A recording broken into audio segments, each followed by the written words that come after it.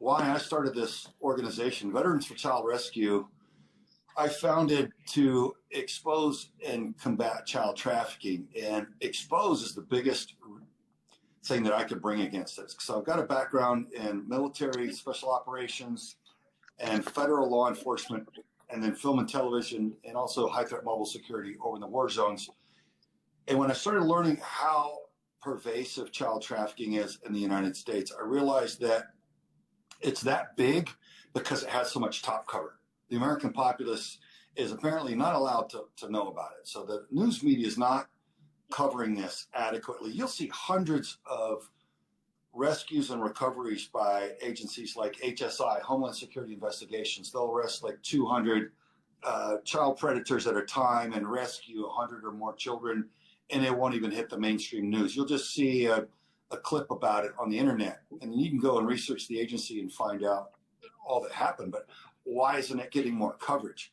And it was really upsetting for me. So coming from a covert background in military special operations and counterterrorism, and even in the intelligence community, I realized that using a camera to expose and alert the populace to the threat on us all that's not otherwise getting out to people adequately is the biggest thing that I can do for the people that I love, the American people, so that we can change the culture to defend the children. Because right now we've got an industrial scale crime, a horrific, abusive crime that's enjoying a lot of top cover due to the level of corruption. So here you got a busted up veteran just with a will to do what I can. And so I founded Veterans for Child Rescue, a 501c3 nonprofit organization, just to rally the funding so I could make the documentary Contraland, so we could bring to youth the factual evidence that nobody wanted you to know about, so we can all protect our children in this country and others. So that's really the genesis of it. That's what I've been doing now for 5 years. We've got Contraland out there. We've had active suppression and some really criminal countermeasures brought against us by big tech that quite frankly, I didn't think that they would do, because I thought there was a lot more accountability than that. But I mean, we've had accounts deleted and GoFundMe campaign just completely turned off and refused, and they've tried seizing money for no reason, like PayPal. Oh, we're going to sit on your money for 6 months without reason, until we went viral on Twitter. That's back when I had 130,000 followers on Twitter. The hashtag PayPal or hashtag PedoPal campaign, everybody had my back, and everybody started deleting their PayPal accounts and just hammering PayPal, going, PedoPal, you're obstructing Sawman for Child Rescue. And so they released our funds. So that's a lot of that was kind of a surprise that big tech was that far to the left and going to try to stop us from reaching the people. Go ahead, Tyler. Hey, I want to let you know we got to be careful around that word on this app. So we do apologize, TikTok. There you go. So but I want to take it back just a little bit. Craig, let's open this up with a prayer, since we got the chat off, and I appreciate you getting after it and everything, but let's start on the itinerary, because we got a lot of stuff to get through here. Yeah, let's do that, guys. Pray with us. God, we come in your name. The children are all yours, God. You created us all. The most precious and innocent are dependent upon the adults to defend them, and we know you want them protected, God. The Bible's clear about that. So we give you all the honor and the glory, God, and we appreciate you being with us as we try to carry out your will and protect the most precious and innocent, your children, God. And we just ask that you bless the mission, that you help amplify the word, and that the truth can overcome all the censorship and suppression and the hostile gatekeepers that would keep the people from knowing how to protect their children, God, and that this mission would be something that we're all proud of, and will just kick the living stuffings out of the bad guys and make a safer place for the children in the near future. In your name, of Jesus Christ of Nazareth, we pray. Amen. Amen. Amen. Awesome. That was great. Well, Yeah. All right. All right. So this is a quote from a friend of mine. Her name is Titanium. It's by Oscar Wilde. He is a naval captain's wife. Experience is the hardest kind of teacher. It gives you the test first and the lesson afterward. Here is a poem from Chief Tecumseh. I was requested to give this by a certain group, so I hope you can respect this. So live with your life that the fear of death can never enter your heart. Trouble no one about their religion.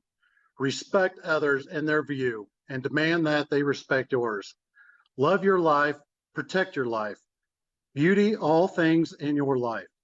Seek to make your life long and its purpose in the service of your people. Prepare a noble death song for the day when you go over the great divide. Always give a word or a sign of salute when meeting or passing a friend, even a stranger. When in a lonely place, show respect to all people and grovel to none. When you arise in the morning, give thanks for the food and for the joy of living. If you see no reason for giving thanks, the fault lies only in yourself. Abuse no one and no thing, for abuse turns the wise ones to fools and robs the spirit of its vision. When it comes to your time to die, be not like those whose hearts are filled with the fear of death, so that when their time comes, they weep and pray for a little more time to live their lives over again in a different way. Sing your death song and die like a hero going home. There you go. Thanks for reading that, Tyler. Craig, I forgot to print out one thing, but if you could please introduce yourself again and tell us who you are. If you could one more time.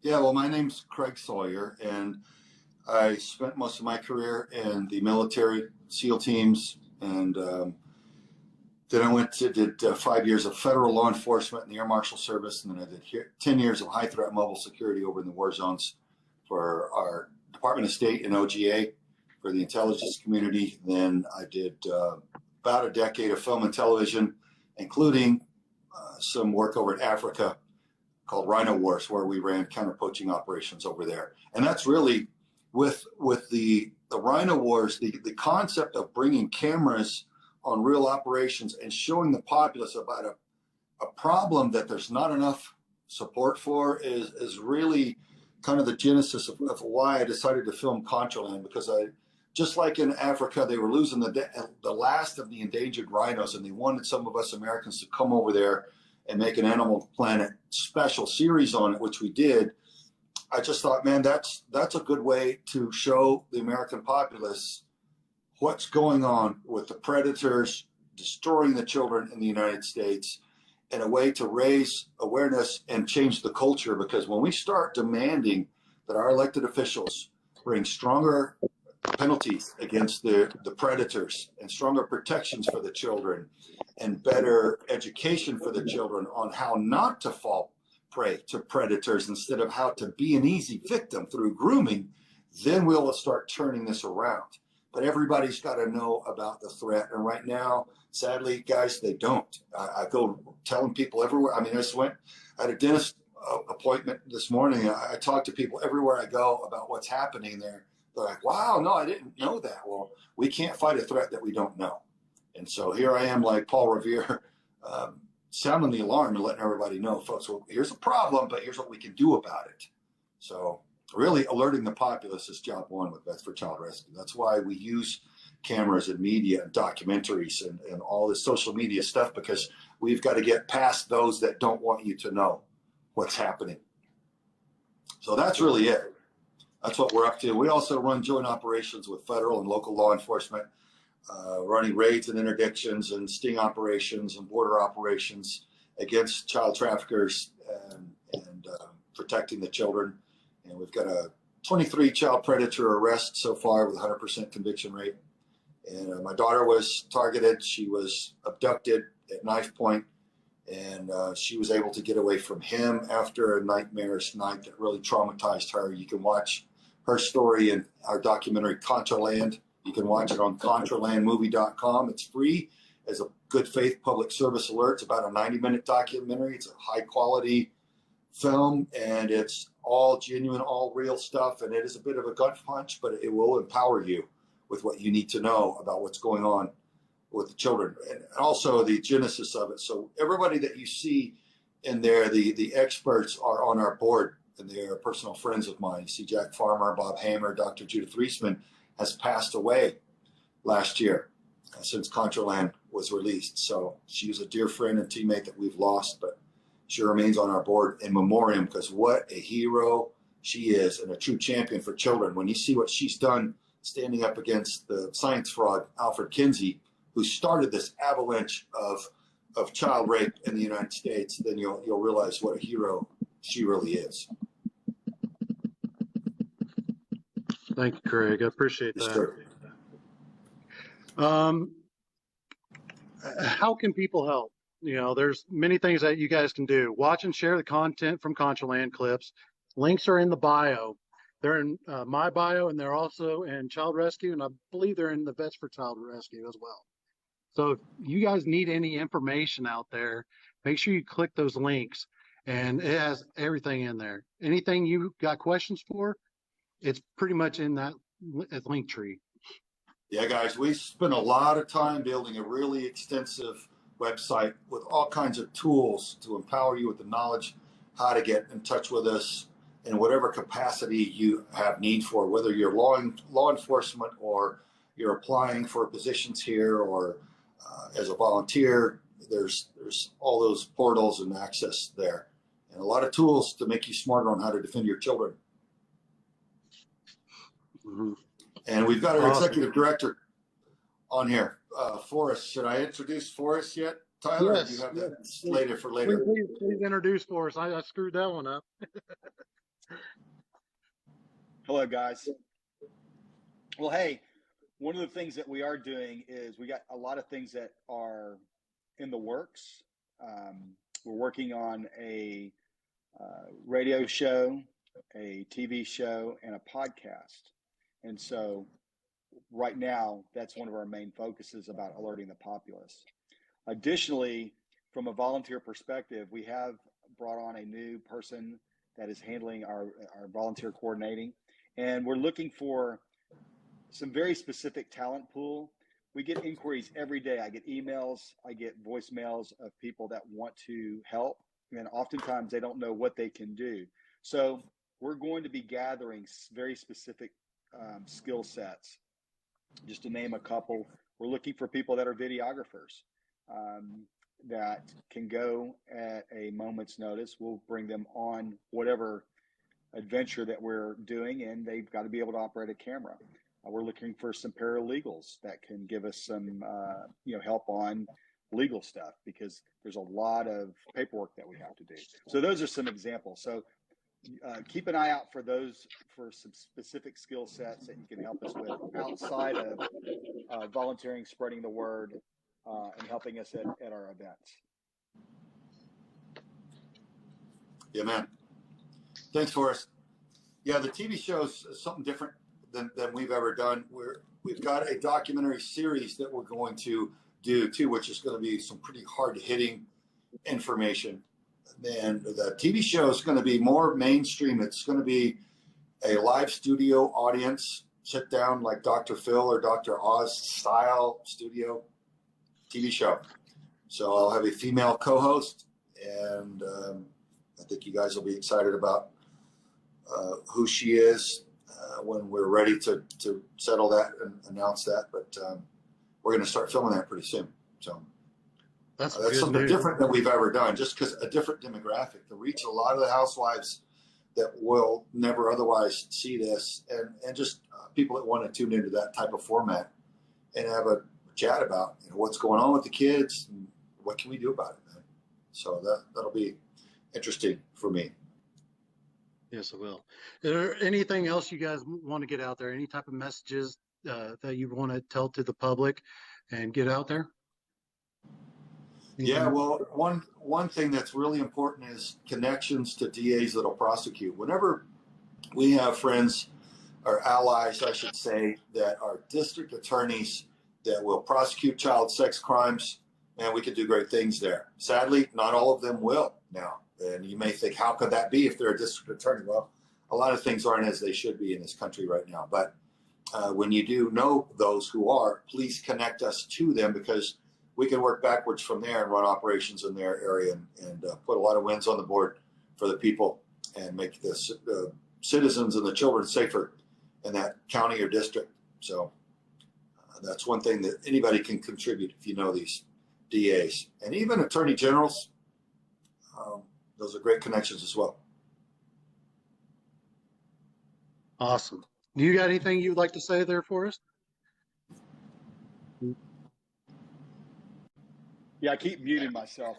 Yeah, we're, you know, the nice thing is, as Craig was saying, is we're looking for, I always say, let us complain in your sandbox. And we want people that have connections to those jurisdictions and those decision makers and those jurisdictions that allow us to play in their sandbox. I tell people the first thing that you need to do is watch Contraland, okay? And then the second thing you need to do is have a conversation with our team and understand what our game plan is. We have various game plans that Craig has put together, and they do it safely, they do it quietly. That's the whole idea, is to get as many wins on the board as safely and as quietly as can be. So I think that's something important to understand. I've had a lot of conversations with a lot of folks in that area, and a wall will go up and I'll say, well, have you seen Contraland yet? No, I haven't. Well, watch that. Let's have this conversation. And once we have that conversation, once they see Contraland, now we can have a conversation about how we can help them. Because a lot of times when you look at what's going on in that space where people are being arrested for example, for prostitution, they're prosecuting it based upon what their perception is. What they don't take in consideration is a lot of these kids, a lot of these boys and girls are indentured, and they don't know, they don't understand it. And so we help them kind of get over that moray that's been established in their area. And then we help them go get some wins. Yeah, and we've got to have that private conversation with the law enforcement agencies as well to let them know the assets and the horsepower that we actually have, because we don't advertise what all we can do publicly for operational security. So it's really imperative that, you know, they take that first step of having that meeting so they can learn, because they're always surprised at what we can do as a nonprofit organization. As an NGO, they're not used to NGOs bringing in the level of horsepower and assets that we have from the intelligence community, from spec ops community, to help them do things in their county that they weren't previously able to do. So it's good. Together we are what we can't be alone, law enforcement and NGO. So awesome. That was really good. Hey, can we get the comments turned back on? If anybody does want to support us, they're more than welcome to do it anytime. But we're here pretty soon. We're about to bring in the guests. You guys can send it if you want. So make sure you guys bring it in. I have special guests if they are in here. Mayfly 67, Hellbent Londini, N22 Londini, Pegasus Ops, Newell Boyce, Detective Diddy, Titanium, Patriot Mama, Sin Texan. If you guys are in here, or if there's any other creators that would love to get in, Craig, we got Mandy that's ready to come in. If there's any creators that want to come in, and larger creators that want to come in and talk, people are welcome to do so. All right, Craig, we got someone requesting to come in. right on. So I've got to let them in, yeah? Yep.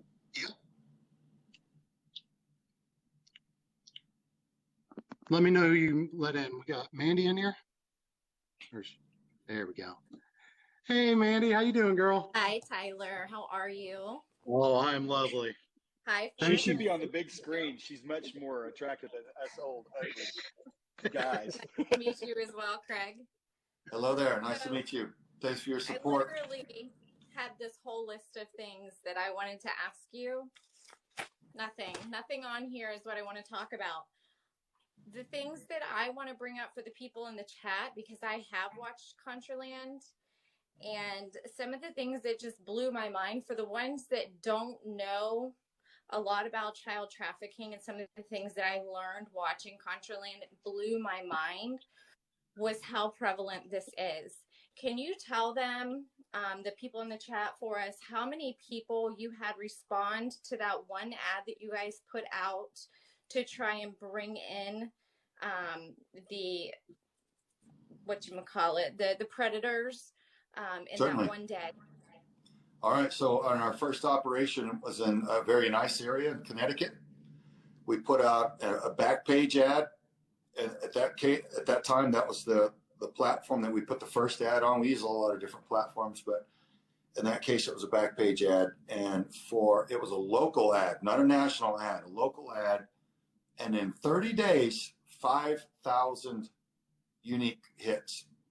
So 5,000 predators were within reach of that ad and responded for a 12-year-old girl. 12-year-old girl.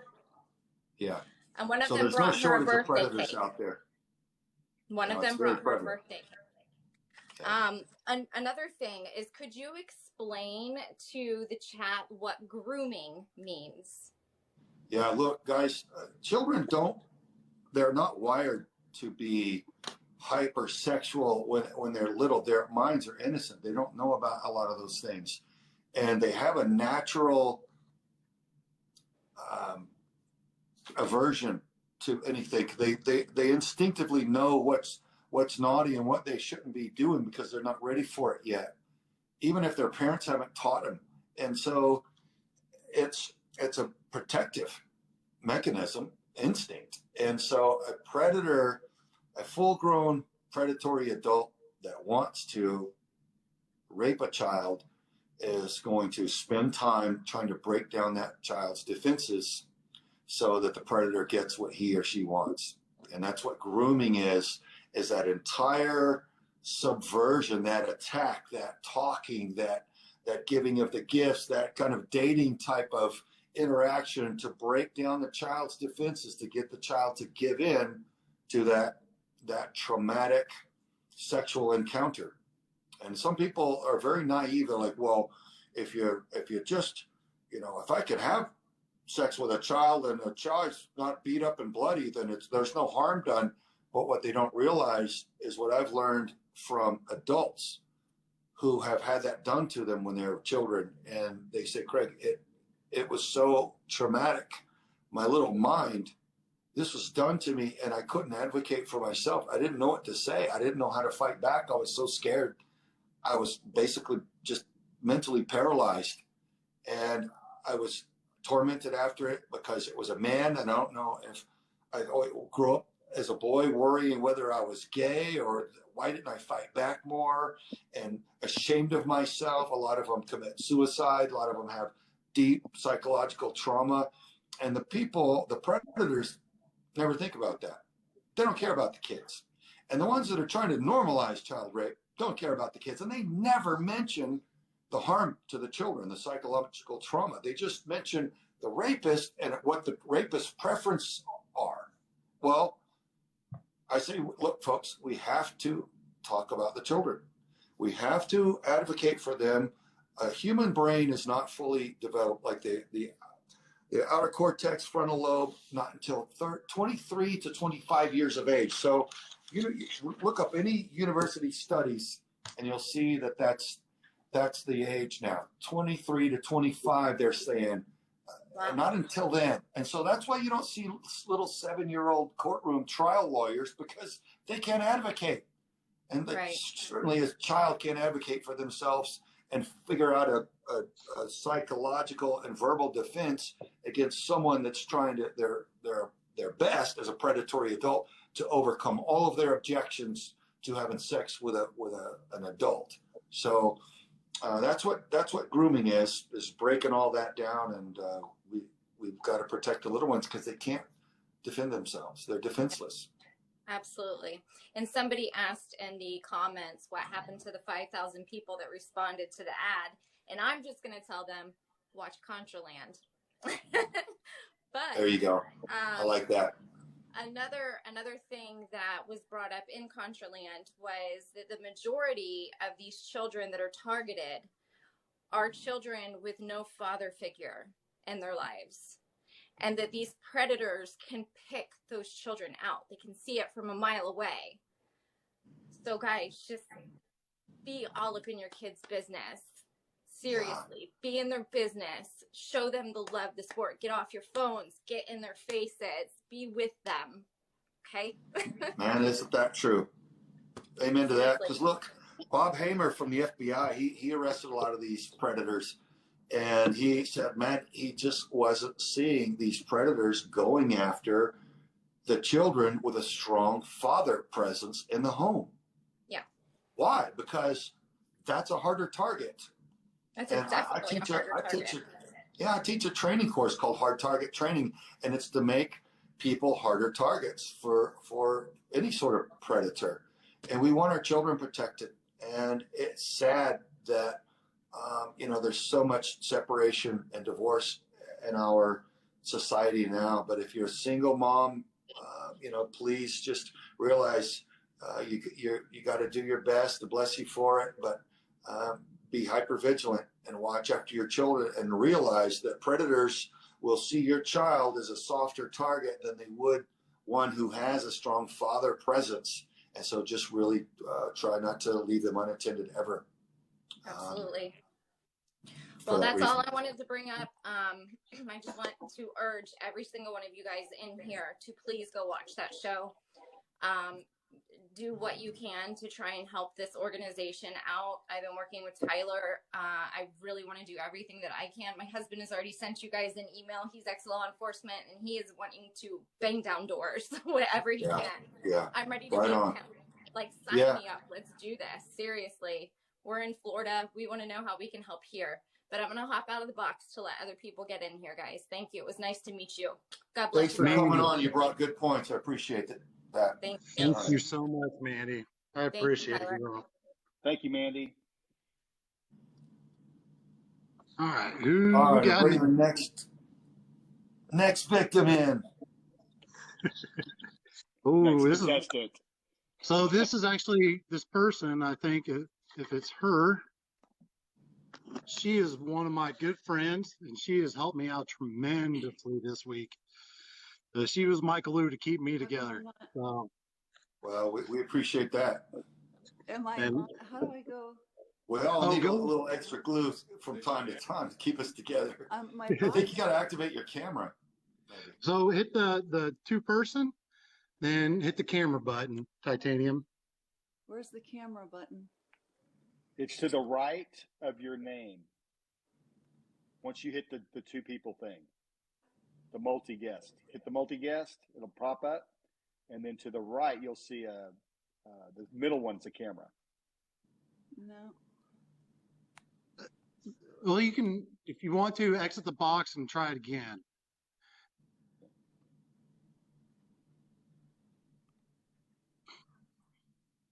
All right.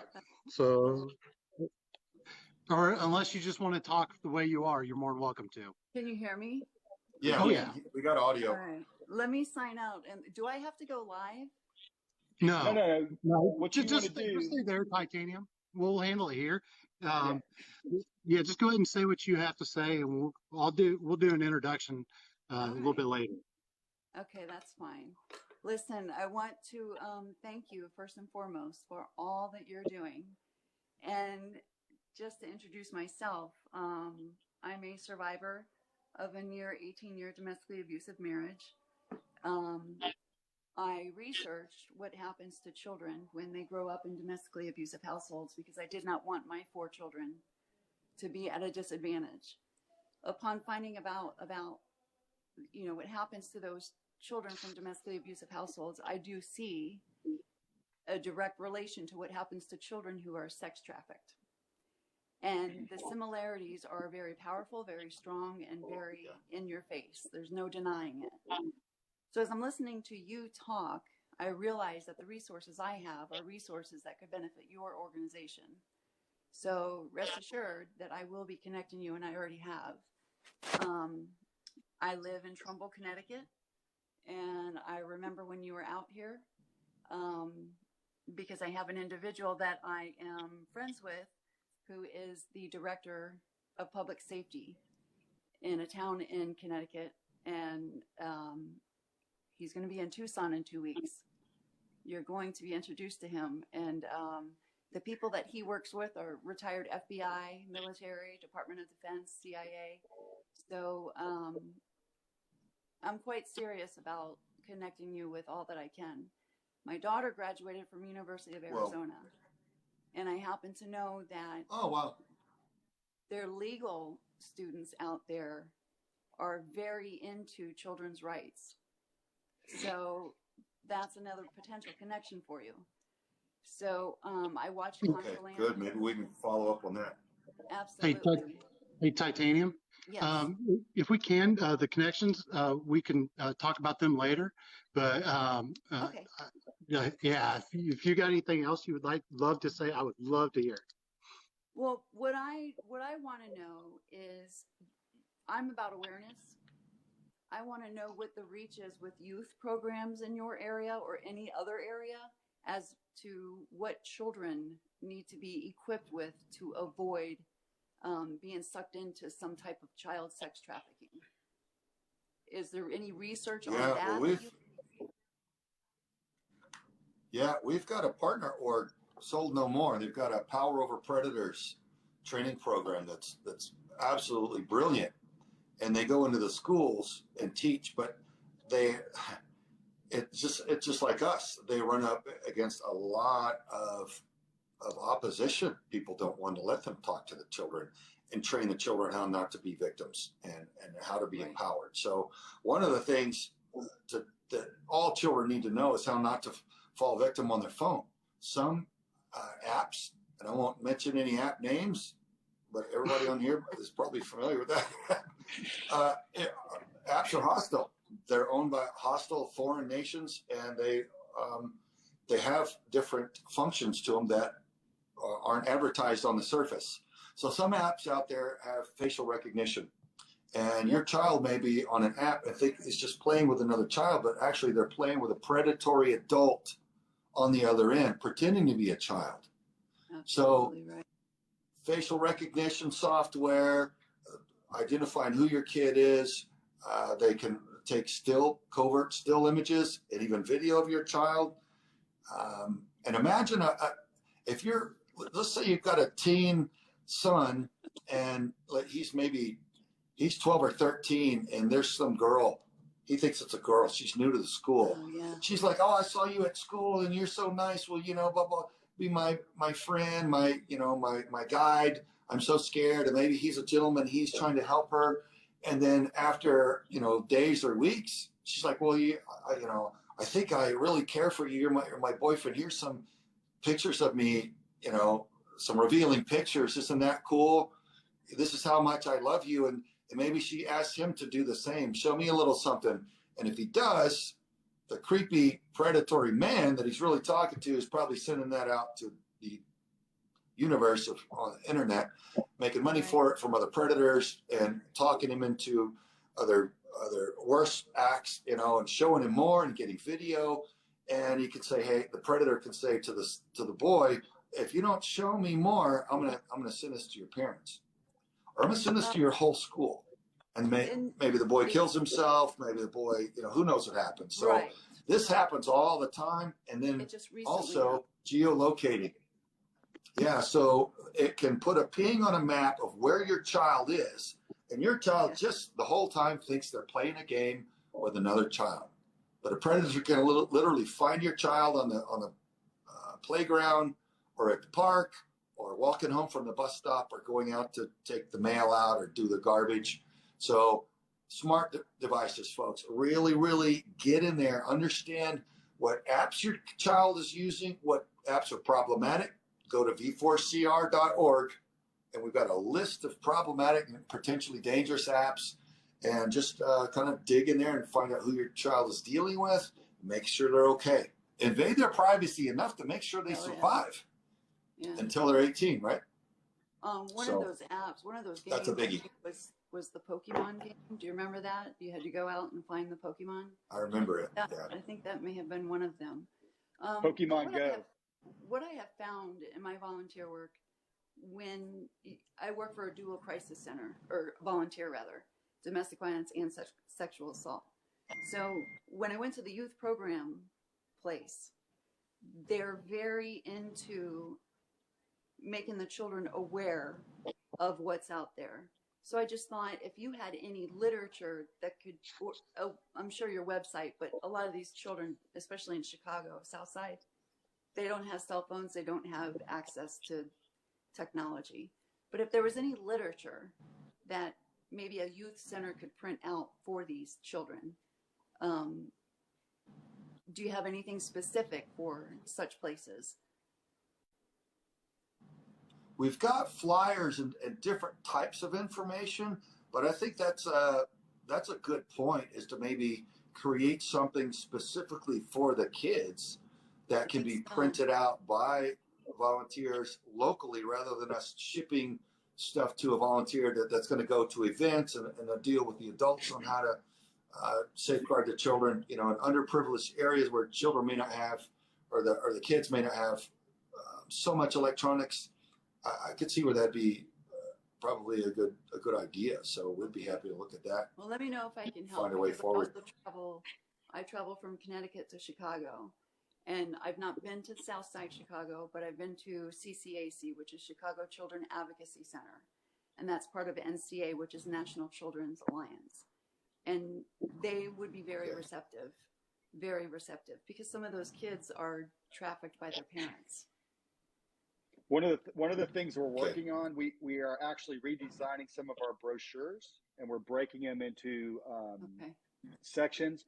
And one of the things that I want to do is I want to put it on a 4x6 or a 5x7, because you could print photo paper cheaper than you could print brochure, significantly cheaper. And so, somebody like me too, I would print it out myself in my area and just go, you know what I mean? So all you have to do is have it on your website. I'll print it out. Yeah, exactly. Be on demand. So you can hop over to Costco, Walgreens, and they always have coupons. You can crank out 100 copies for significantly, less. I mean, we have a brochure now. One of our main brochures, it's about, with shipping, it's about 70 to 80 cents per brochure. And so it gets pretty pricey. So we're working on that. I will add the list from the perspective of the kids and make that an on-demand item for anybody that wants to take it to the schools or to the church or to any youth centers. My last thing, I was Coach Dicka's personal assistant, and the football greats call me Dot. So that's what I do. I connect the dots. So I will do this. I will definitely do this. And I want to thank you. And your daughter is a rock star. I watched the movie, and she is absolutely right. She's taken her life back, and she's taken her power back. So good dad, good parenting.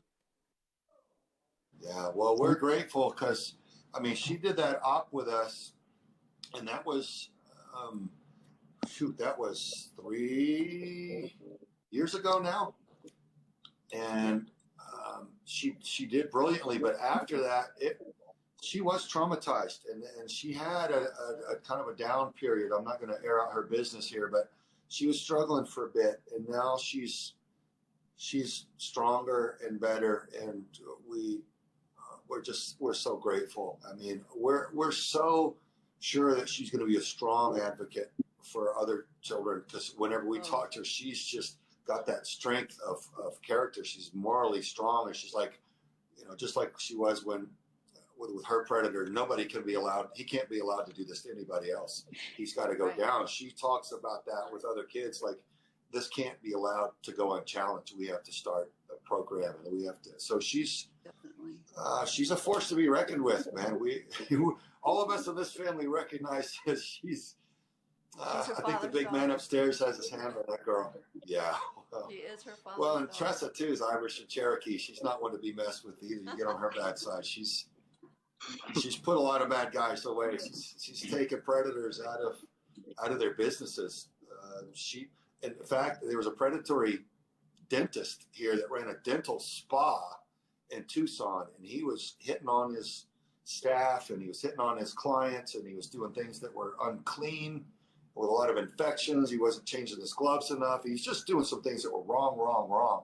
Even some creepy stuff with his daughter. So Tressa started just putting together a case on him, and she was working for him at the time and part-time, and she brought such a case and evidence against that guy that he not only leave his business, he left the state of Arizona, and he changed his name.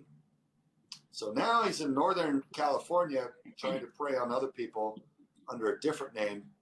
But that's how badly my wife can fixate on a predator. She's like a dog on a bone. She doesn't let go, man. So that guy, he found out he messed with the wrong one there. So yeah, that's what comes by it honestly through both of us, really. I don't want to take all the credit. Newell, I got you, buddy. Hey, Newell, can you send in a request when you're ready? Well, it was very nice to meet everybody. And Thank you so much. You as well. Thanks for your input and your You'll be hearing support. More from me. You bet. We look forward to it. Thank We look you forward so to much. it. Bye-bye. All right, God bless. All right, Craig, now we're starting to get some people in that I don't know. So hold on before you start bringing people in. Let me look at the list. Bring in Newell Boyce. Newell Boyce is a fairly large TikTok creator. He's only got 2 million followers.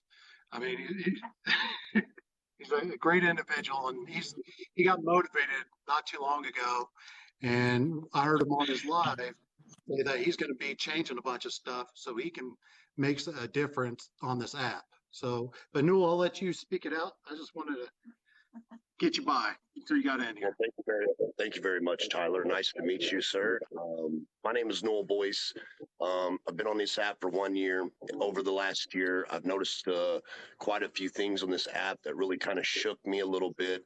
A, being that the child predators and the woman abusers and womanizers have free reign on this application, and men like us who try to stand up for them, we get destroyed and we get taken off this app very quickly. However, I found a better way of doing this, which is just alerting the females, leave the men alone, because if you say anything to them on this application, unfortunately what happens is you give them more clout, right? So what's the word I'm looking for? Controversy sells on this application. Okay. So if you talk bad about women, you'll get followers. If you talk, and unfortunately that happens to be the case.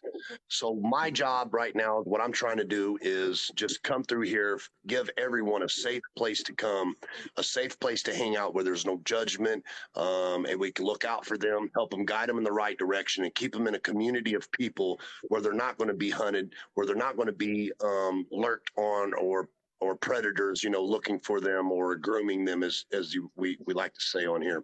So that's what I would like to do, and I would like to do it with everyone's help.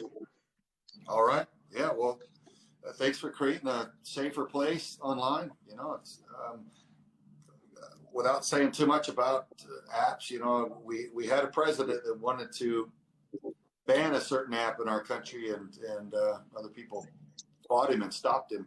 But here we are. So I applaud anybody that tries to create a safer place to hang out, for sure. Absolutely, and I appreciate that. Newell, do you got any questions? Thanks for your interest in this subject and your support. Yeah, so I know that you guys are involved in recovering children. Am I getting that right? Well, we welcome that.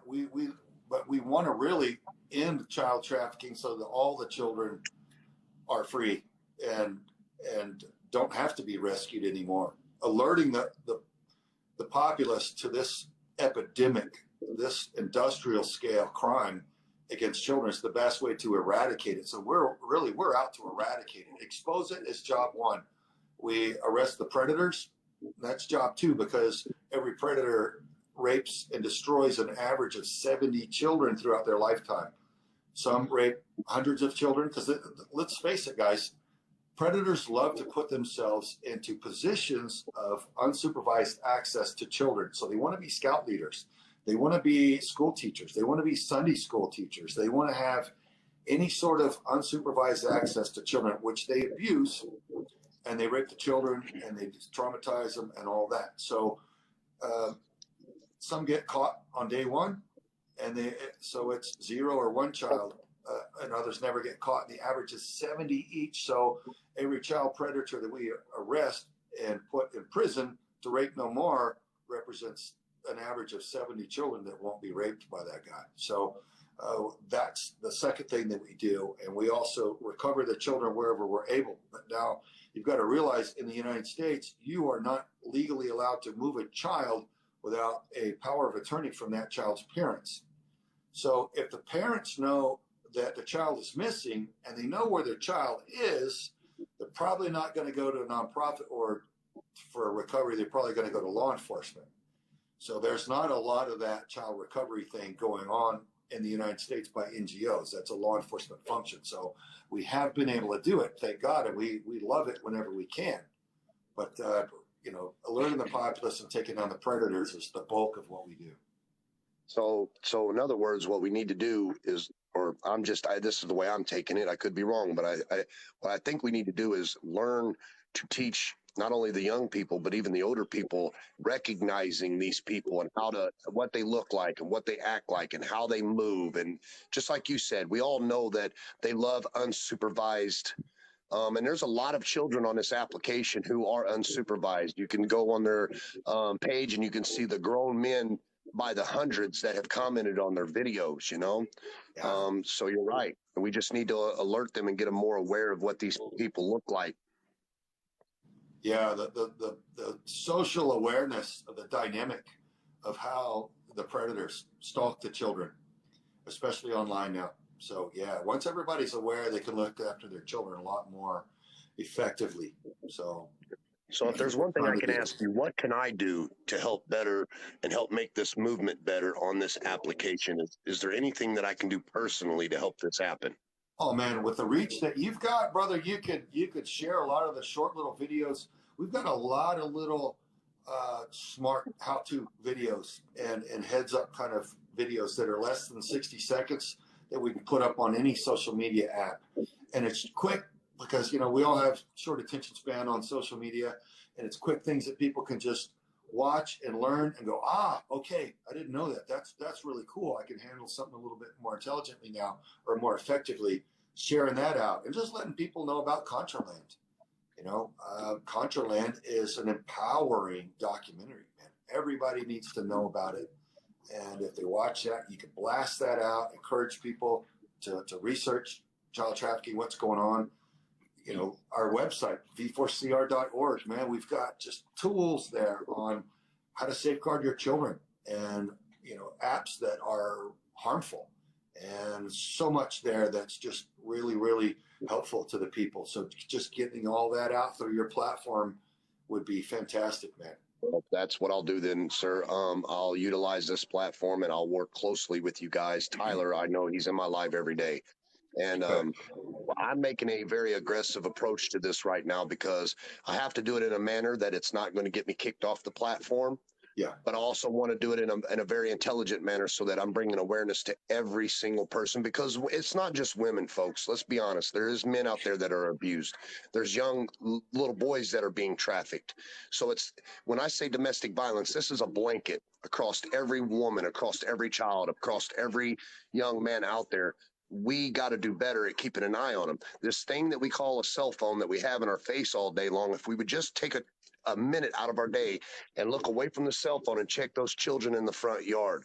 Look across the street, see what those kids are doing. Keep an eye on your neighbors, see what they're doing, because you never know who it is. We got to be a little bit more on top of this stuff, you guys, as a whole, as a human beings. It is our God-given responsibility to keep an eye on his children and these children on this planet. So let's do a little bit better at it, folks. So I'm down, sir. Yeah, there are a lot of ways to fight for your country, and this is one.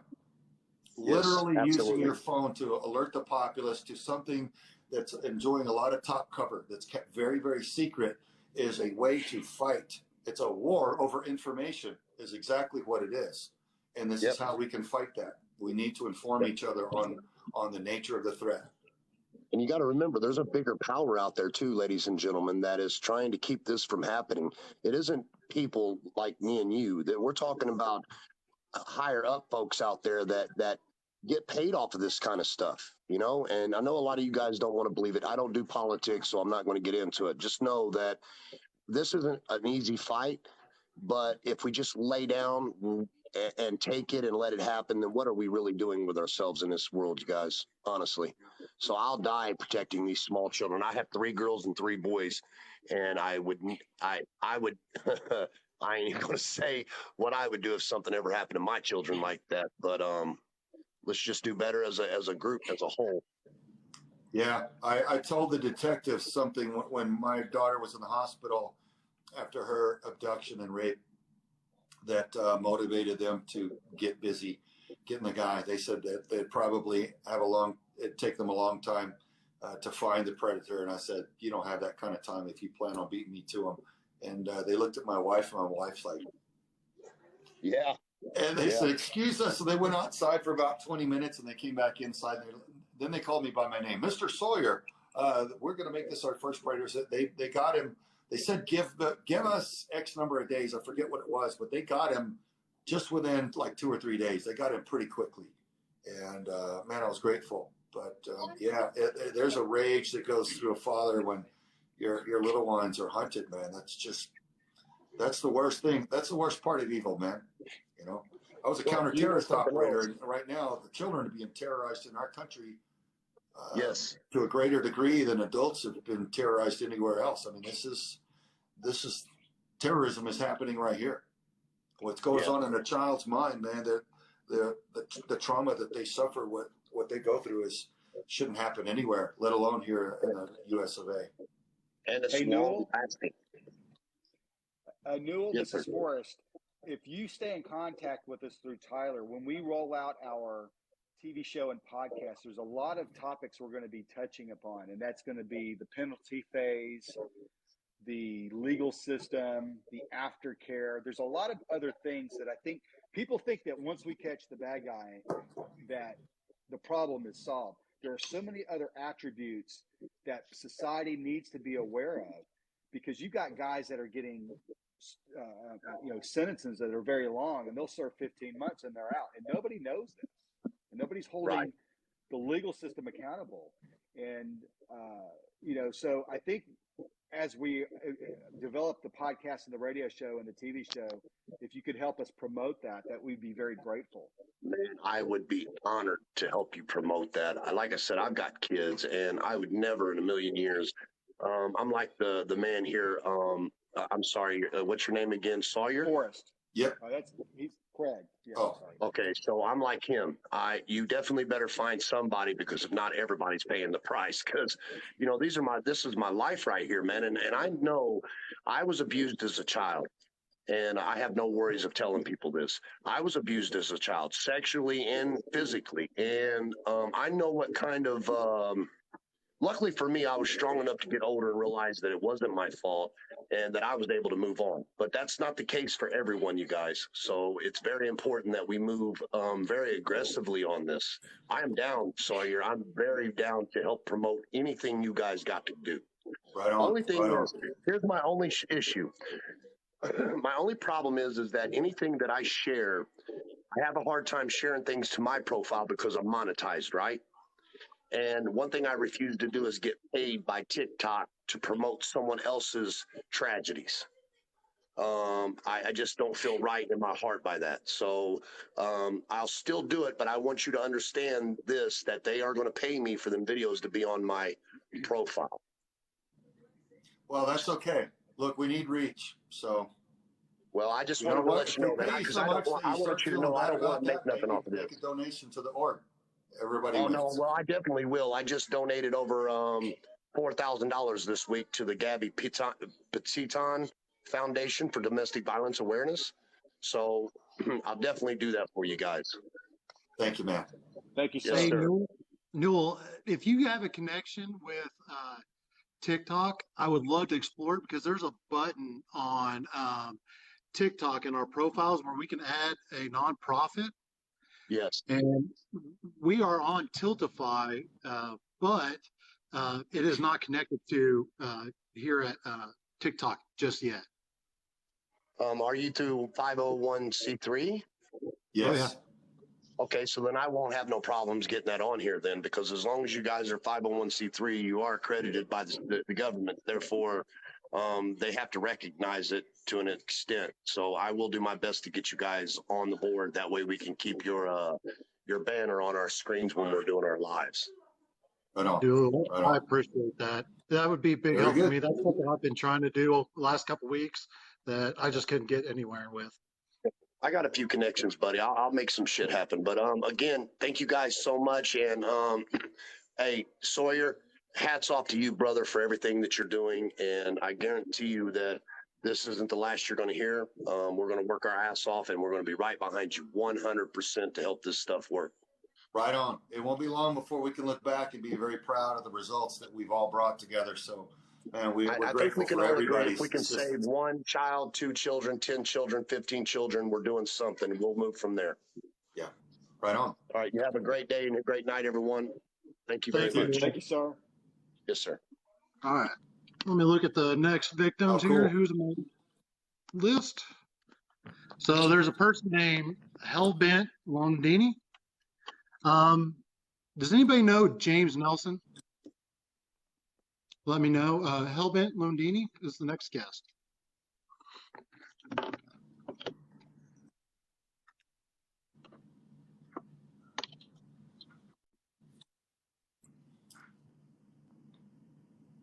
Trying to Boom. see now.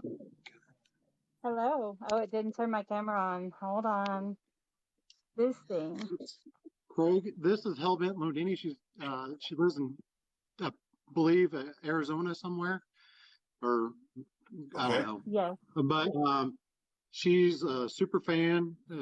This is her image. It's a little different, but she has some things that she would love to say to you.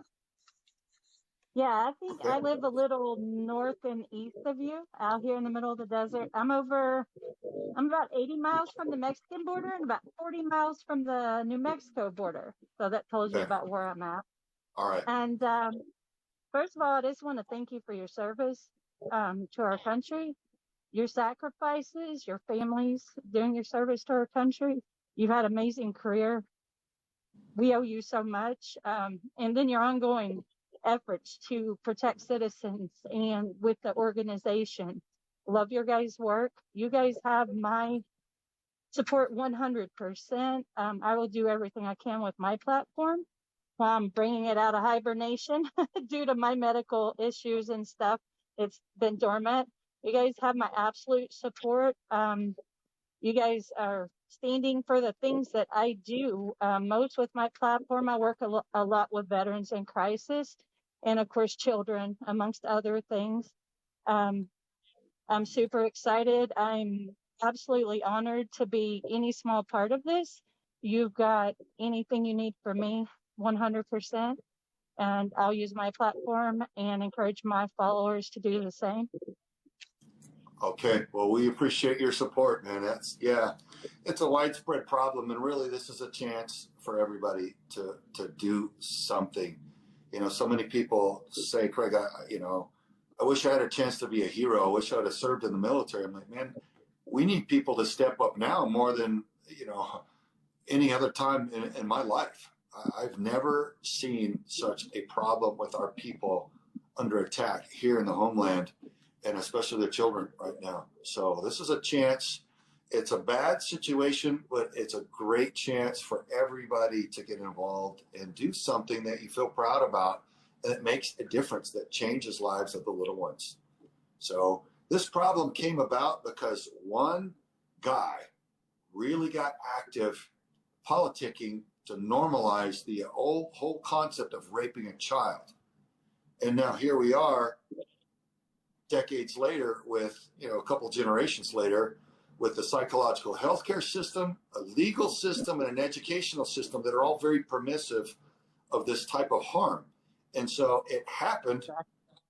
And so now I would like to think that if one rotten science fraud can start this avalanche of destruction, how much more can all of us good and decent people, if we orchestrate and coordinate our efforts, reverse it?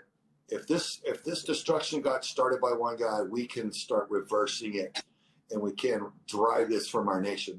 You know, the whole idea of destroying your offspring should not be part of our culture. I'm sorry. It's just, it'll never be okay.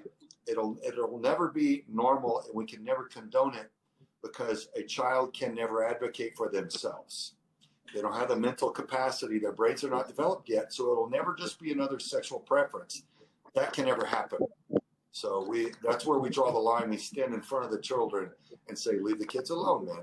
Because I meet grown men, rock stars, famous rock stars, special operations, veterans, hardened combat veterans who have been molested, raped as children, you know, guys that they're like, well, I didn't know what happened to other guys. And what am I to do other than I'm supposed to be a man. So I just ate it. I just swallowed the pain and just internalized it and never dealt with it. I'm living the rest of my life, but it's good, Craig, to see that you're doing something, and it's good to know I'm not the only one. So a lot of these guys, man, it's a pretty powerful impact on me hearing these guys pour out what they went through. I feel terrible for them, but it just even strengthens my resolve to keep fighting. That I'm on the bullseye. This is something we all need to fight on. And so it's confirmation, guys, that this is what we need to do. So thank you. Thank you. You guys are amazing. You know, living in Southern Arizona, until watching your documentary, even with the work I've done, I was a member of Search and Rescue here for a long time. I was actually a coordinator for this county.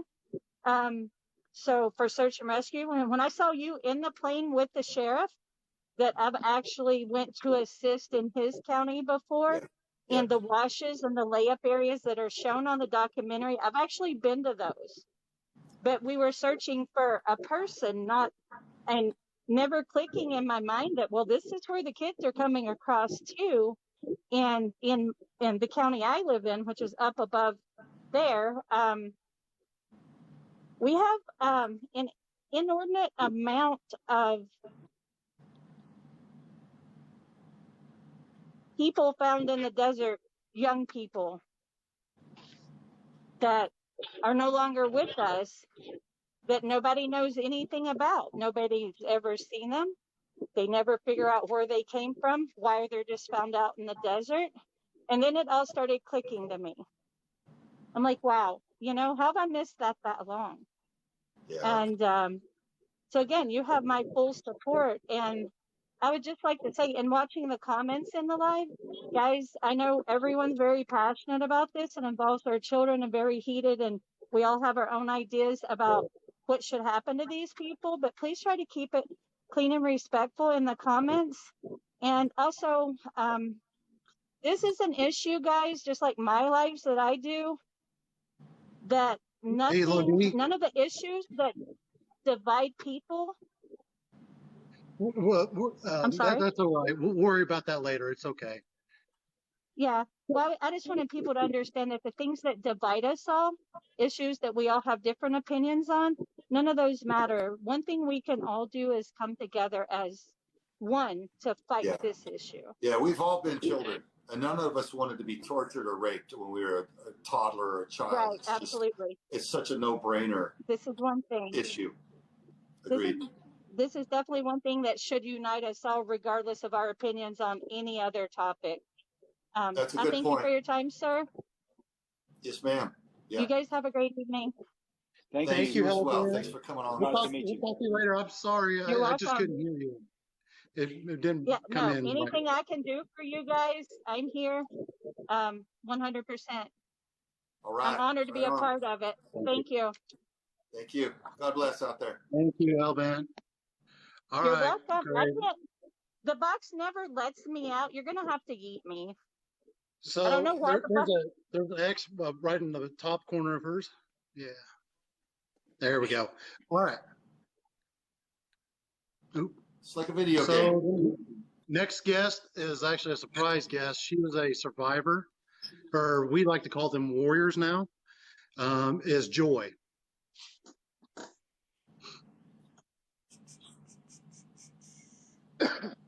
I'll get you next, too. I don't see a Joy. Do I? You don't see a Joy? Oh, like elusive Joy. I'm sorry. Says it's like a blue and red picture. There we go. Yeah. I'm just Should be curious. here now. Hello. Hello. How are you guys doing? We're grateful to get the word out to a lot of people. You know, so many of the social media platforms are just so much censorship, and it's hard to get the reach out. I want to just thank you guys for doing this. I wish you guys were around when I was a child. So yeah, people don't realize the scars it actually puts on you. Not just while, yeah, it happens to you as a child, but still, I'm like 32 and I still deal with the trauma, the PTSD. If somebody, like, I don't trust men. Still, I've had bad relationships because I don't trust men.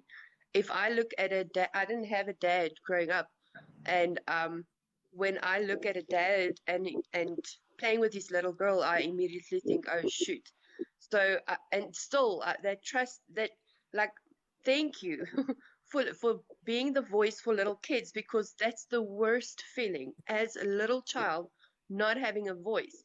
And I actually did try to tell my mom, and every time, I was 3 years old when her brother molested me, and I tried to tell her, and all she did was she beat the living shit out of me and said to me, don't speak about what you don't know. But what parents need to realize, if a little child comes to you and say anything in that direction, listen. What the hell will they know about that in the first place? Right. Listen. And it wasn't just him. There was a bunch of them. And she also, like when I was 16, I got raped. I actually got pregnant. I lost the baby. And she wasn't there to protect me. So I need people to protect their kids. The kids didn't ask to be there in the first place. And it's your job as a parent to look after your kids and to look at the signs. And there is actual signs that says your child doesn't have to actually tell you that something happened to them. But if you pay actually attention to your child, not say, oh, I'm too busy, or like I don't have time, or like sit down and like talk to your child. They'll actually tell you. And if they don't tell you, they will tell you something maybe about a friend in their class that might be going through this. Because in schools nowadays, kids talk to each other. Kids also feel comfortable with a certain friend. So they'll be like, yeah, she said her daddy hurts her. Like, listen, investigate. Don't just go accuse, but listen. So I can't say thank you enough for like giving kids their voices back. Like, it means a lot to me. And yeah. I'm sorry for what you were put through, and you know, only thing I can do is, once I started learning how bad this was just find the most powerful solution for it that I could and fight for all I'm worth. So I dedicated my life to this now. So this is what I do. And the stories tear at me. They do. And it's my motivation. Yeah. You know?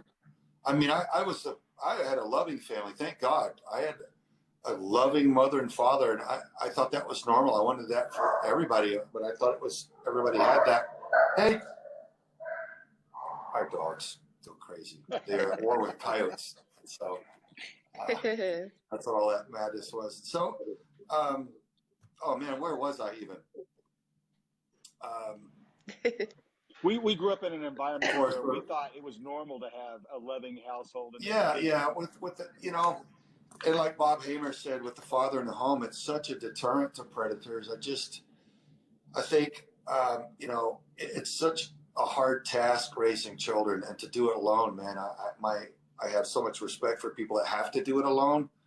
And if we can bring better tools and a better society, you know, better protections for children, better education for single parents so that they can protect their children better, it'll be good. Maybe we can help avoid a lot of this kind of dynamic. So many people are so naive and they don't look after their children, and they'll never suspect their brother or the Yeah. uncle or whatever.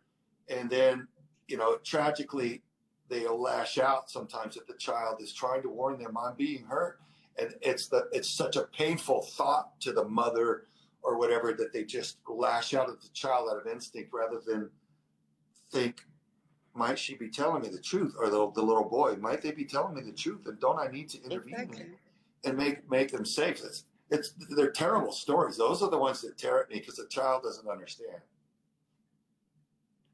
No, all you know is to say like it hurts, and like you going to your mom, like I was a little girl going to her, asking her like it hurts, like why is it like trying to make sense of what's happening just to get like beaten on. Like you don't understand as a child. You don't understand what is happening to you. Your brain is not there.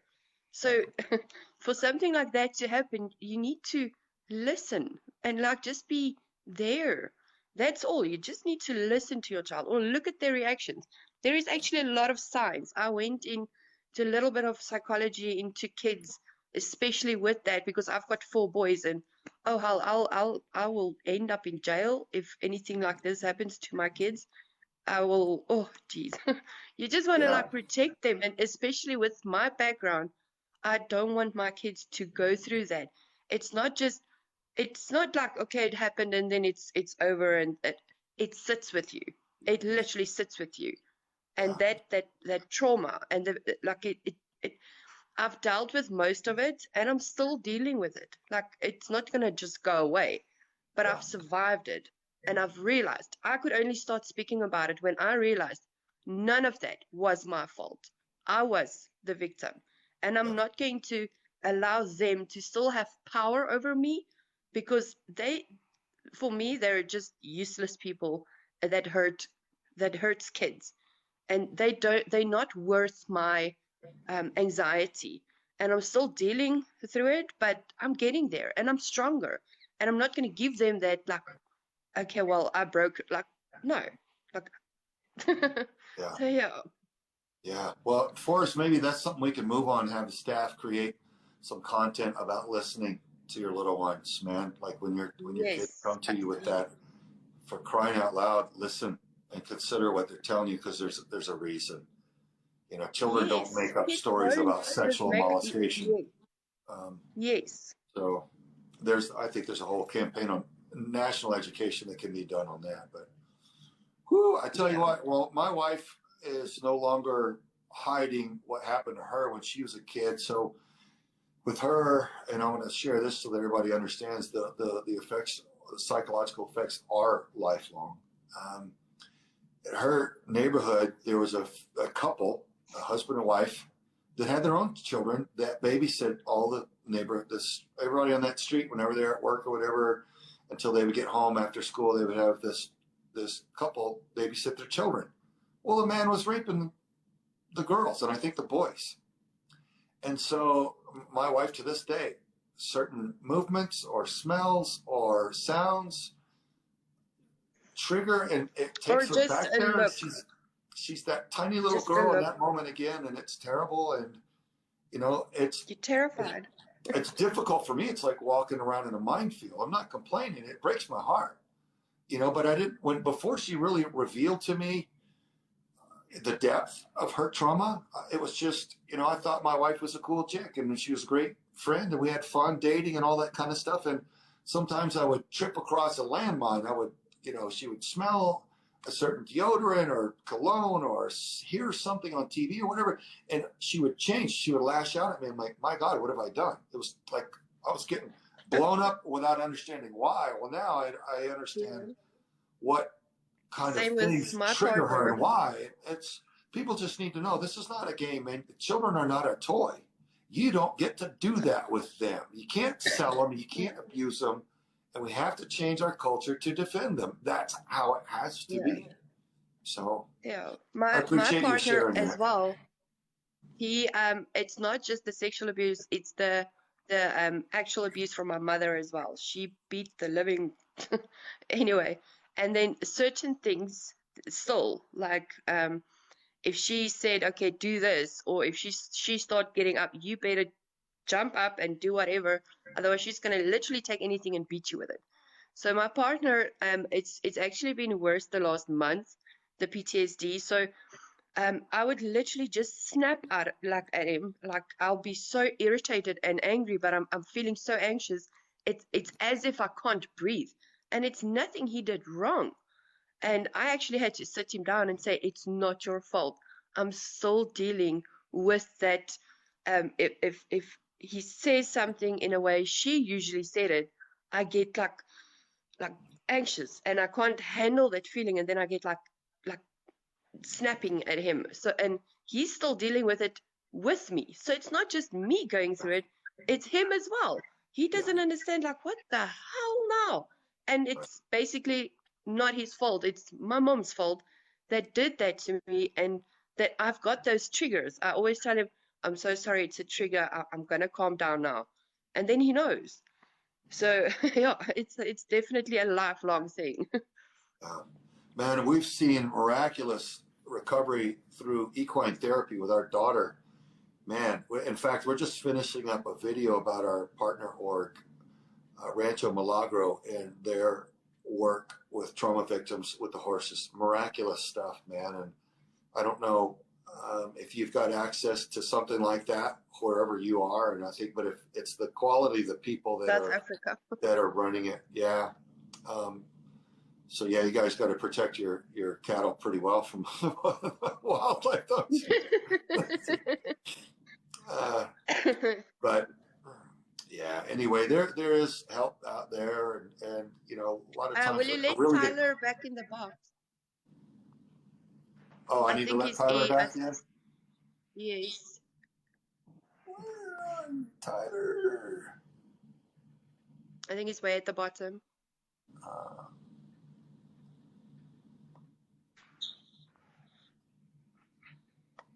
Thanks. Good eye. Oh no, somebody in the comments said. I didn't see. Okay, but I'm going to give somebody else a chance in the box. Thank you for accepting me into the box, and I appreciate what you guys do. I really, I can't express that enough. Thank you. Yes, ma'am. Well, thank you. We appreciate you sharing that powerful stuff. Everybody needs to know, Thank you, man. guys. So. Thank you, Yeah. Joy. I appreciate it. And I'm glad you had the power to come in here. I know you and I have talked, and I really do appreciate you coming in here and sharing that. Thank you. And I'll be in touch with you, okay? Thank We'll talk you. soon, okay, girl? Okay, thanks. Bye. Stay well. All right. Let's see. James, I believe someone's already gotten to you. We're going to wait until after the live, then I'm going to come find you. Make sure you add me so I can find you, okay, James? 2A Patriot Mama, we're going to let her come in, and we'll, I believe, wrap up the guests. Okay. And then we'll get this stuff wrapped up here.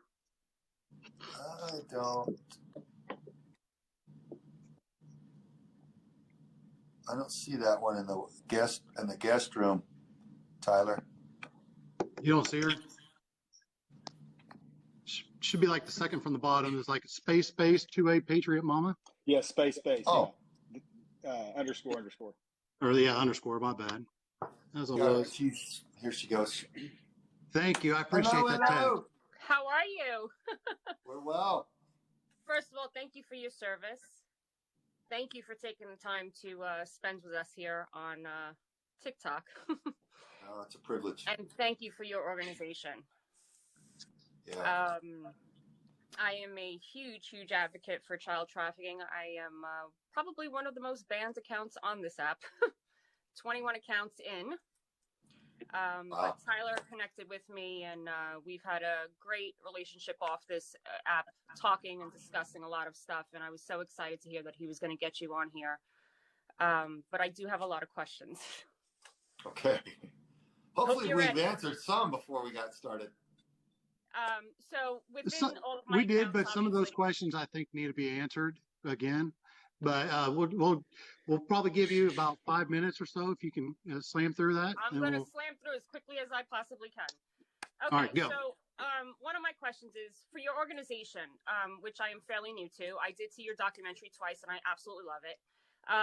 Is your organization open to creating like field offices in different states across the country where volunteers can come and get hands-on training and learn how to spread awareness? Survivors can have group meetings. Professionals that work with children can also get training on how to look for signs and how to report and handle situations. We're open to it, but it's a matter of legality. So Forrest, that's kind of his lane, and we've looked at doing that in the past, and there were legal hoops that we weren't prepared to jump through yet, as far as having state offices and things like that across the country. So we do have a lot of training that we're putting together, but it's mobile training where everybody can get online and get training through their mobile apps or their mobile devices, and get empowered that way. So how we will expand, I don't quite know yet, but that's something. I mean, look, you're looking at a handful of people here as far as the ones that actually run the organization. So I pull in the Viper team, the guys that I need. I know a lot of guys that I've operated with for decades, and I can bring as many of them in to operations as I need. But the day-to-day grind of all the stuff that's required to run the org, where it's only a handful of us. So some people think we could just expand, and we've got millions of dollars to do, all these field offices, and it's just not. We're not that scale yet at all. So we would love to expand like that, but it's just not quite in the cards yet. Forrest, is there anything that you have to say on it that's so applicable? Basically, what we've been talking about recently in this regard is a mobile app, both Android and iOS, and we've actually talked to several different folks, but we're working with somebody now, and we want to take the training, and the essence would be to do several different things. First of all, we want to go to the corporate level. There are various industries, and I'm going to use the emergency room as an example, where somebody walks in and they don't pass the smell test. The healthcare industry, they see stuff. They don't know what to do with that. And we say the phrase, see something, say something, but that's, to me, can also be a very dangerous phrase, because people need to be trained on what to observe, how to organize that information, and what to do with that information. Okay, to say there are a lot of cases where people get into people's business, and they make the situation worse for themselves and for those people. So you take various industries we want to do that with. We want to do it with kids. We want to teach the kids in the same manner through an app. We want to teach the parents. We want to teach society. So a mobile app is a better forum, because what would happen then is you would have different let's say you watch a 5 or 6 minute video, then you would take a test, then you watch another one, and then you would take a test. So you would learn at a pace that would be easily understandable for whoever the user is. So that's the direction we're heading in. But like Craig says, we're a small, we don't have a huge staff. We try to spend our money very wisely, and certainly would offline happy to talk to you this further, and maybe there's some resources that we can pull together to do that. I've got plenty of ideas. I'm a great ideas person, but I need doers. I need people that say, hey, I have this idea. This is the way I think it looks like. And then you could take that and say, not only am I going to do it, but I'm going to make it better. Okay. I'm looking for people smarter than me. And we've got Samantha online now too. Oh, Samantha online? Yeah, we've got Samantha coming on board. Oh, yeah. Samantha's going to be handling a lot of that kind of stuff. Yeah, that's we have a new great. Volunteer coordinator, and she is working with as a military liaison volunteer coordinator, and she's putting together.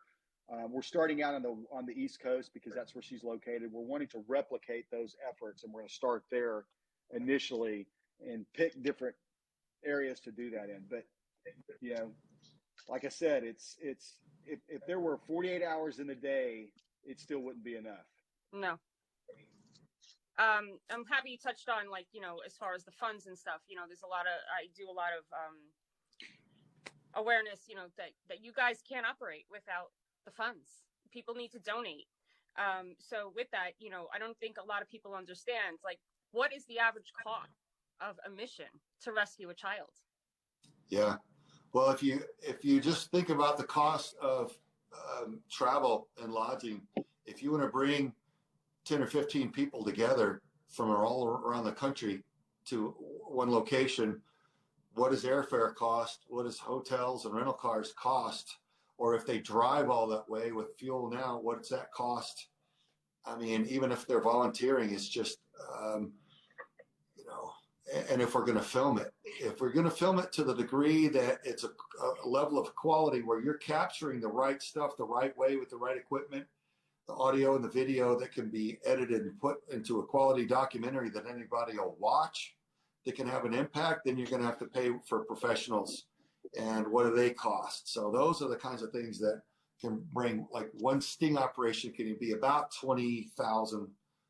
You're looking at a 3-day operation with a day of, you know, prep and liaison, all that stuff, and then travel to and from. So, you know, it's not cheap doing business of any kind now. So we're trying to find always more ways where we can do it more efficiently without paying big corporate rates for travel and this and that, and how can we do it more efficiently. So we're working with that. A lot of people are helping us in different ways, but yeah, it takes money to get things done. It does. And that's why I try to push everybody to donate, because without the donations, you're not able to do this. Right. So, you know, it's so important to donate to any organization, yours or any organization that's rescuing children. What I wanted to also know, how do you receive your cases? And does your organization have jurisdiction within the United States, or are you only able to assist when asked in the United States? Yeah, well, we've got a level of investigative capability that that we won't announce to the populace for OPSEC reasons. So we get our cases from law enforcement, we get them from tips, and we get them right through our website, some of you guys. And so the key is just having the evidence that would stand up in a court of law and witnesses that will testify and being based on actual facts. And a lot of them, you know, are custody cases or things like that. We're trying to do a system where we kind of evaluate the type of operations and investigations that need to happen in each case. And some need to go to law enforcement and some need to be moved on immediately and all this kind of thing. So there's kind of a triage as to what type of case is being presented. But, you know, with law enforcement, we like to work with law enforcement because once we know we get a DA or an AUSA, if it's going to go federal, who will prosecute, then it's game on, right? So we don't need law enforcement to run our operations because we could just arrest the predators and turn the evidence over to the feds and get them prosecuted that way.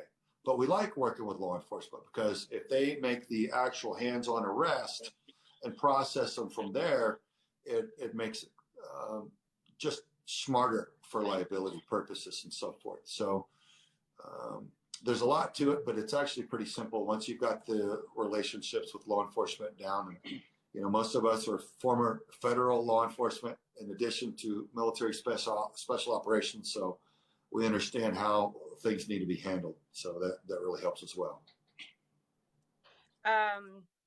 Okay, so besides the donating to obviously your rescue organization, what's the top priority message you're looking for from advocates like myself to push out to the public that have large platforms or out there speaking to everybody about this that will further your mission to rescue more children or further your organization? Well, our organization, if you want to help us, you'll realize all we want to do is help the children. So, you know, getting laws, you know, stronger legislation against the predators, stronger protection for the children, stop these things like grooming the children in kindergarten on how to have all kinds of, you know, perverted sex, you know, as a child. So get the word out, you know, Contraland, watch Contraland, go to our website for all the helpful tools is there. That's all always good and standard messaging. Look through all the tools so that you understand how to get involved, how you understand how to protect your children, safeguard them, and those kinds of things. Pray, always pray, because there is a place from which the inclination comes to the predator on, oh, I feel like I want to rape children. Well, where does that come from? Right? And other people that are like, hey, I think I want to stop that harm to children. Where does that thought come from? So there's such a thing as good and evil, and they are in conflict, and the children are right in the middle. And so, you know, as you do everything else, as you help us fund the mission, as you get Contraland out, as you spread the website and connect us to law enforcement, always still pray, because it does matter. We are spiritual beings, humans, having a human experience for a while we're on this earth. So pray to the big man upstairs, man. Never underestimate that. Yeah, it's funny you say about the legislation too, because I actually have some connections with a networker that I work with behind the scenes. I will be flying to Illinois to meet with certain individuals, one who is running for Congress that did get Colton's law passed, Cassandra Tanner Miller, and Representative Chris Boss, who just recently had unanimously a harsher sentencing bill for child trafficking passed in Illinois as well. They will be meeting with me and my team when I get there, and we will be sitting down to draft up legislation for harsher sentencing, amongst other things. It's so important because the sentencing is ridiculous. Well, look, let me say again, there are more than one way to fight for your country, folks. She's describing one. That is her fighting for her country, changing how things are done. That's going to affect countless lives. That's what we can do, if only we will. So I applaud your effort. Those are the kinds of things not only available to us, but those are the kinds of things that our founding fathers tasked us with doing. It's our responsibility as citizens in a free country here, in a constitutional republic where we can assert ourselves and have our will be carried out by our elected officials. And if we sit back and can't be bothered with politics and the law, then the rats take over everything and they run it how they want. They run it into the ground. So, man, strong people of moral integrity and character rolling their sleeves up and getting into the system and asserting themselves like you're doing is fantastic. If only more would do that, we wouldn't have this problem. Well, that's what I've been trying to educate everybody that's on my platform that asks like how they can get involved. And I always tell them, listen, you have every right to go and find out what, bills are being, put into play in your state and your whatever, and look at them and go, if I see a bill, I will make a video about it and I will tell everybody, here's the number, call your senators, call your representatives, get behind this bill, get loud. And, and nobody realizes, what's really going on because they don't tell you, they don't report about it. So it's so important that everybody realizes and gets to see what's really going on in their states. What bills are they trying to pass? What kind of legislation are they trying to put in play? They work for us. The government works for us. It is your right to get behind and see what is going on. It's your tax dollars. We She's also right, need folks. to simplify. We need to simplify right. these bills too. Okay, they've gotten very complicated. We need to start simplifying, because I think the reason that people don't pay attention is if you ever go read a bill, it puts you to sleep. And these are topics that they don't have to be that complicated. And there's loopholes. Yes, exactly. There should be no loopholes. There should be. It baffles me that if you get 10 years, how is it that you served 3? That makes no sense. The judges should not be able to do that. If there is a recommended sentence time, the judges should not be able to give something minimal. Don't even get me started. Well, I love the passion. When good people put our heads together, good things happen. So this is good. Exactly. This is just the first discussion here, but I applaud it. Do you got one more important question you need to get out? Then. Well, you know which one. What I wanted to know is, I do a lot of fundraising for, OUR Rescue is one of them I have the option. What I want to know is, on your website, will you have the option for people to actually go into your website and strictly open their own fundraiser under their name with a link to share on their pages? Everybody can obviously donate directly, but do you have that option for somebody to go into your page and, you know, click a button that says open a fundraiser, and they could share their link and say, hey, this is my fundraiser for Vets for Child Rescue. Donate to my link. I would applaud that. I know some social media apps have that function where you could put it on your page and it all automatically goes to the charity that you're promoting. But I mean, I'd be wide open to it. I just don't know what it would take to get that done. That's why I got smart staff behind me helping build all this. We'd be happy build all to this do out. that. If you know how to do that, it's I don't know how to do that. But I can discuss it with you. There is options on other websites, and I just personally, I don't like to touch money. Anything I do, I like it to go directly to the organization, and that's it. I don't want to touch anybody's money. I'd rather it go directly to the, you know, the fundraiser, whatever it is, and just call it a day. Okay, and we do take money directly on the website, but you want somebody to be able to highlight what their contribution efforts. Right. It's a measurable item. It's like if I'm out there beating the bushes for your organization, I wanted to understand what my impact was. It's a smart strategy. Let's get together on that, and maybe you can help me. I'll get with my web person. I have one on OUR Rescue currently right now, and that obviously was before I met, but I'm on board with any child organization right now because of my direct link. I have raised over $3,200, or up to, I think, $3,200 in the past couple of weeks, just from people donating. So I can see how much has been donated. I could actually now go in and thank everybody.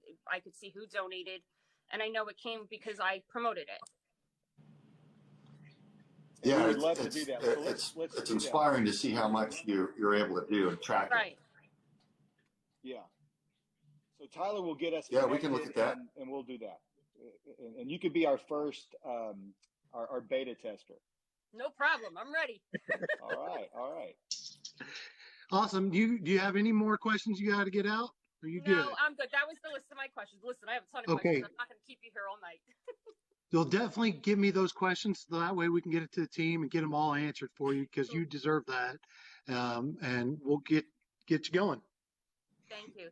Thank you so much, Craig, for your time, and thank you for your mission. I truly appreciate it, and I commend you. Yes, ma'am. Thank you. Have a good night. You too. All right, Craig. We had a lot of domestic violence, mental health, and veterans. Do you have any messages for those organizations, those communities out there that need that on this app? Because those are some other organizations that have reached out and said they need some help. And, you know, would you have a message for them? In what way? I mean, like message on go ahead. Yeah.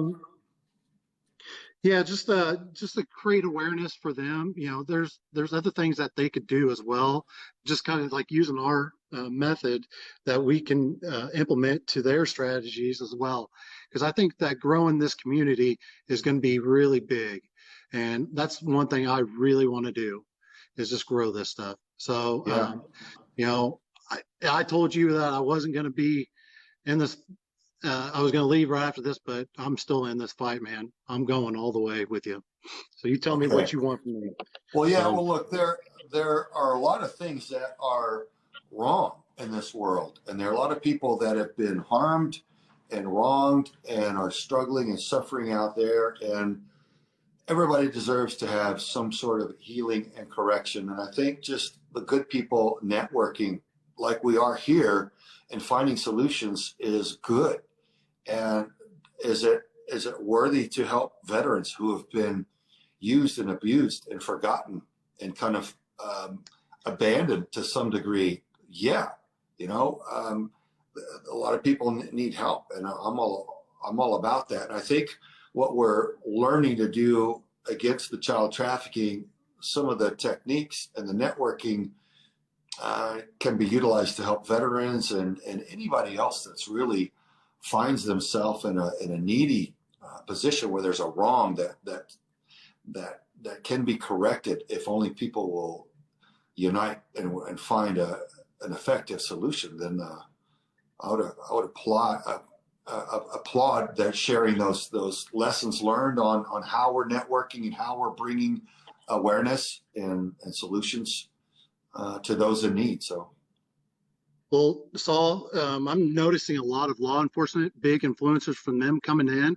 I would love to get in the box, but we don't really have much time, unless you guys are free to keep going. It's up to you all. Well, look, let me say this about the law enforcement. Folks, in a lawless society, everybody loses. It is an attack on every one of us, leaving politics out of it. It's an attack on every American to attack our law enforcement or our firefighters or our military or our border defense. Folks, those things are meant to defend you and me. And anybody attacking them is not your friend or mine. So I think, some people kind of learned a lesson on backing off of our law enforcement and leaving them alone because we all clearly need them. And I want to yell at my dogs to be quiet, but I think it'd be so loud in the speaker, blow people's eardrums out. Well, it's fine. But look, our law enforcement, as are our military and others, they're our brothers and uncles and fathers and friends. They didn't parachute onto planet Earth from some other planet, and they're a different type of human being. They put on a uniform and they put on body armor and they kiss their wife goodbye, not know if they're coming home or not. And they check their weapons and they check their tasers and everything else, and they get in the vehicle and they go to work to try to serve and protect you and me. So I applaud the fact that the attack, the overt attack on our law enforcement and defunding them is starting to fade, but we need to build that back up. And we need our law enforcement deserve training. They're well trained on how to deal with dope, how to process those kind of crimes and violent crimes, but they're not so trained in most areas on how to defend the children and how to, like if you make a traffic stop, if you see children with adults, are they trained on whether or not to size that up and make an assessment as to whether or not those children might be being trafficked and how to separate them and question the adults and the children and to see if their stories match or if these children might be in harm's way being trafficked right there in what looks like a family vehicle, and how to report it, how to process it if they find that. Law enforcement have confided in me like, hey, Craig, we stop an 18-wheeler full of dope, we know how to process that. That's old hat. That's routine.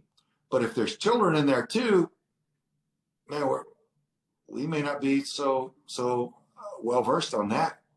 And there are people that need to be there to interview the children, and they may need medical help. You may need interpreters. You may need psychologists that can interview those children to find out where they came from and what their situation is and where they need to go, rather than just pushed back over the border or into whatever the standard system is. So anyway, law enforcement deserve and should have funding and expectation and training on protecting the children being trafficked in addition to the other crimes. So that's something that needs to happen. And, a lot of law enforcement have children. And like I said, we've all been children. So it's not in their hearts to help the children. Our system isn't set up for it. And so we, the citizen, are the ones that drive the politicians to stroke the pen and send the grants and the funding to the law enforcement so that they can be pulled out of the lineup and given a little bit more training on that and support to make those type of arrests and prosecutions. So that's one way that we can get behind our law enforcement, support them as they serve and protect us out there and make our children more safe. Awesome. I appreciate that, Saul. So do you have anything else that you would like to get off your chest before both of y'all, before we start wrapping this up? I think I've pretty much said everything I need to say, other than, man, this is a cause that whether or not everybody recognizes it, it affects you and me because we're not getting what we vote for. So many of our elected officials of every kind are compromised. They're on video having sex with children. And so therefore, they're beholden to whoever holds that video over them, not you and me. So that's why we don't get what we're voting for. That's why things don't work right. anymore. It's not that there's such incompetence and people are ruining our national security and ruining our economy on accident. It's because they're compromised. They're working for hostiles because they're on video, or there's other evidence on them doing the unthinkable with children in too many cases. That's the dynamic we need to know, and we need to start getting these people out of there. We need to start putting people back in elected official positions who are men and women of sound moral and ethical integrity, who aren't so easy to compromise and blackmail, because they're not going to be all strung out on hookers and blow and on video doing God knows what with children, right? Morality does actually matter, and especially in positions of leadership. Exactly. Awesome. Forrest, do you got anything? Yeah, I've been watching the comments. A couple of things, house cleaning. You can see our movie, our documentary at contralandmovie.com. And we also have merch on our website. So you can go to our website and get some merch. I've seen a lot of comments on that. We are rolling, like I said, we're in the final stages of contract. I got mine on too, and my hat, and you as well. We're in the final stages on contract for our live TV program, our TV show, our radio show and podcast. So we've got some things that we're working out. Stay tuned for that. And what I also tell people all the time, my friends and family members, I am banging on them to watch Contraland. Have a watch party, okay? Invite some friends, let your kids have a watch party, make some popcorn, take a picture of it, and pop it out on our Facebook page. Say, hey, we had a watch party. We want to see these things so we can comment on it. And once they do that, what happens is it'll become, right now it's a one-dimensional topic. Oh yeah, I know child trafficking exists. This gives it more dimensions of how prevalent it is just around you. And once you watch it, you're going to start looking at the world completely differently. You're going to start looking at kids. You're going to look at people differently. You're going to make eye contact and say, okay, what am I observing here? So those are the things that I would offer out to the folks that are watching today. I appreciate that. And just to touch the topic a little bit about the Contraland movie, one thing that I'm thinking about doing here maybe in a couple hours when I get freed up, I will go live on the Child Rescue account, and I will play Contraland. And so if any of you all that is here and want to grab some popcorn and watch it with me, I'll sit there and watch it with y'all. You know, I've watched it probably 50 times right now, getting this account going. But you know what? I'll watch it one more, and I love it. It fuels me up every time. If I need fire, that's what the movie I go to. You know, I used to watch a different movie, but now it's Contraland. Thank you, brother. No, thank you. I got to finish out some stuff. One more thing. We went live with our Discord today. So those of you that want to join it, please do join it. It's going to be through our link. I don't know if it's set up yet or not. I have to check. I didn't look before I got on here. But if it's not set up, I'll make sure we get it rolling out tomorrow. And in this Discord, it's going to be a community. We're going to try and get you guys support, get you guys information you all need to go out there and fight this battle with us. You know, this is all just a trial run right now, but we'll see how the Discord goes, and if it's off to a good success, we'll keep going with it.